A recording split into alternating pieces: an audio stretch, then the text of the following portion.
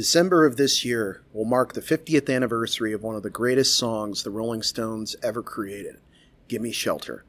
The track would be featured on the album Let It Bleed, and would become synonymous with images of the tumultuous 60s. The track would be produced by Jimmy Miller, who had worked with the band multiple times in the past. He had also produced albums for Sky, Spooky Tooth, Motorhead, and Blind Faith. The song was written by both Mick Jagger and Keith Richards.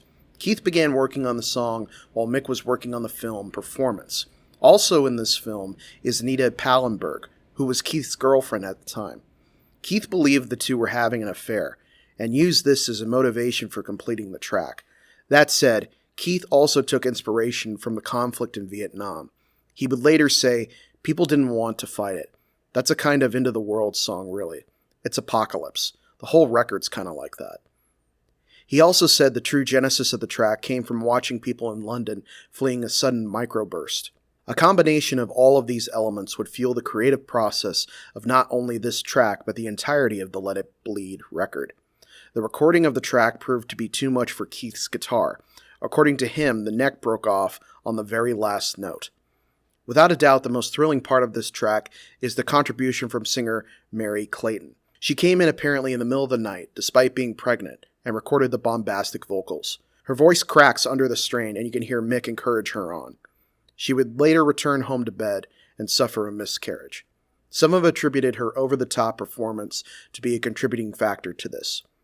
For most live performances and recordings, the track would be sung by Lisa Fischer. Although never released as a single, it has been popularly received as such, and featured on nearly every one of the group's compilation records.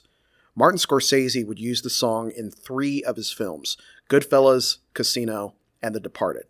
The intense nature of the song would serve as a fitting title for the documentary film of the same name, which featured the tragic and infamous Altamont concert. It's an incredible track that has served as a concert staple since its inception, and one that serves as a testament to why the Rolling Stones are one of the greatest living bands today.